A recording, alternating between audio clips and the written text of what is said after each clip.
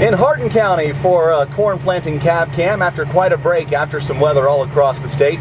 I'm Ty Higgins, and this cab cam being brought to you by Fennig Equipment, your Yetter dealer for row cleaners and spike closing wheels. Just outside of Kenton with Austin Heil, and Austin on the way up 33 and 31. I saw fields that haven't been touched yet. You could use a shot of herbicide. I saw fields that have been worked and not planted. Saw fields where you could actually row the corn and beans, and saw fields with standing water. That kind of describes the spring. Yeah, we've had a lot of rain lately, and then we did some updates on our planter, which kind of pushed planting just back a little bit, and then we got the rain on top of that, which made it hard to get in. So yesterday was our first day in. We're testing some new sensors and for the flow system for the fertilizer, and got some small issues, but with anything, you get it figured out.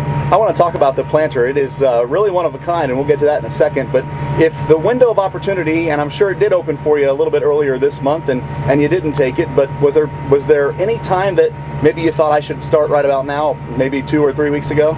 Well, as any father-son team goes, you always have the son that's always rared and ready to go.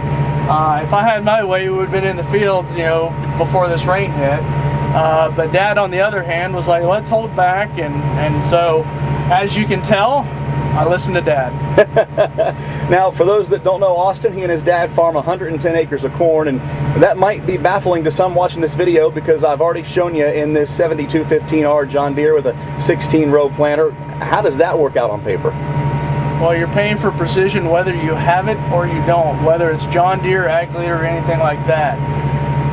We have to understand the different variables, and on our farm we started understanding that the planter was the one that was the most variable, and so by perfecting our corn planter, we found out that we were actually able to have a lot higher yields. Tell me about the planter. You've done some nifty things to this. That you called a dealer yesterday about a question, and he couldn't believe that you actually had done something like this to the John Deere behind us. Yeah, I was on the phone with Precision Planting yesterday, just trying to get the flow sense sensor situation figured out. But we run a 16-row 7200 corn planter, and we picked that up for very reasonable price. We have full precision on it as far as V-drive and delta force. We put row cleaners, and now we have flow sense on it. So basically, it is one of those variables now that we are able to perfect and completely control everything that's happening with our planter.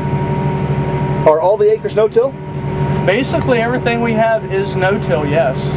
It's been working out okay. When I mean okay, yields aren't right where we want them to be, or at least I want them to be.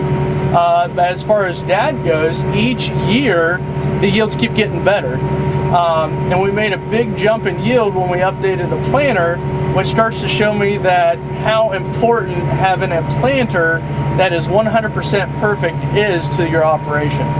Austin Heil here just outside of Kenton in Hardin County, our guest for this cab cam on the 17th of May. I'm Ty Higgins on the Ohio AgNet. Thanks for riding along. We'll see you down the road. It's time to give your soil a wake-up call. This is Gary Fennig with Fennig Equipment out of Coldwater, Ohio, and I'd like to say thank you for tuning in to the cab cam for this spring, and I'd like to wish everyone a safe spring planting season. Here at Fennig Equipment, we really specialize in planter setup, fertilizer setup on your planter, and also we have a wide variety of cover crop seeders to offer for this coming season. Anything from a vertical tillage tool, high clearance sprayer, all the way to your corn head. So give us a call, 419-953-8500, or visit FennigEquipment.com.